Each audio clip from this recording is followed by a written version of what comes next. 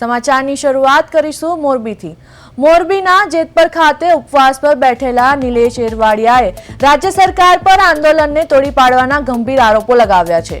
નિલેશ એરવાડિયાએ દાવો કર્યો છે કે તેમને જાનથી મારી નાખવાની ધમકીઓ પણ મળી છે, જેના પગલે તેઓ સુરક્ષાની માંગણી કરવા માટે જિલ્લા પોલીસ વડાને મળવાના છે।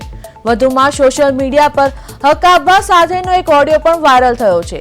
તે અંગે સ્પષ્ટતા કરતા તેમણે જણાવ્યું હતું કે આ ઓડિયોમાં તેમનો અવાજ નથી અને આંદોલનને નુકસાન પહોંચાડવાના હેતુથી તેમને બદનામ કરવાના પ્રયાસો કરવામાં આવી રહ્યા છે।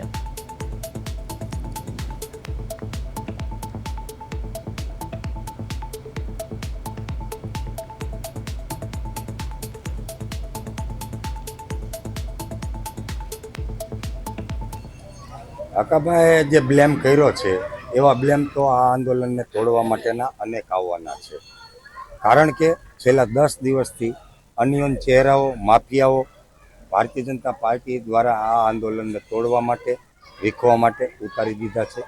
કરોડો રૂપિયાની લાલચો આપવામાં આવે છે। મને પણ અનેક ઓફરો અનિયન ચહેરા દ્વારા કરવામાં આવી છે। પહેલાં 2-5 કરોડથી ચાલુ થઈ હતી, આજે 20-25 કરોડ સુધી પહોંચી છે।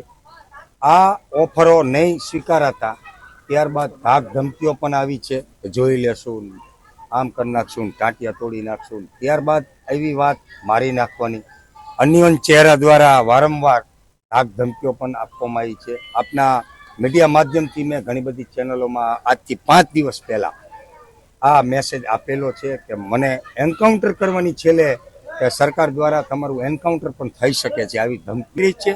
આવનારા સમયમાં આથી પણ મોટા બ્લેમ થઈ શકે છે, મારા ઉપર ખોટા કેસ દાખલ થઈ શકે છે અને મારા ઉપર હત્યાનો પ્રયાસ પણ થઈ શકે છે।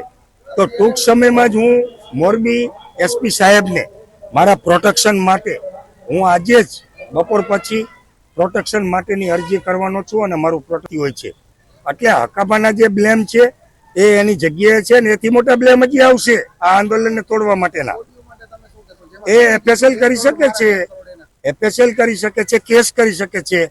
મને મારી નાખવાની ધમકીઓ આપવામાં આવી છે અને મારી પાસે ઓડિયો નથી, કારણ કે હું કોઈ દિવસ કોઈ પણ વ્યક્તિના રેકોર્ડિંગ કરતો નથી। એ હકાબાનો વિષય છે, તમે હકાબાને જઈને પૂછો। અવાજ તમારો નથી? મારો અવાજ નથી એની હું જવાબદારી સાથે કહું છું।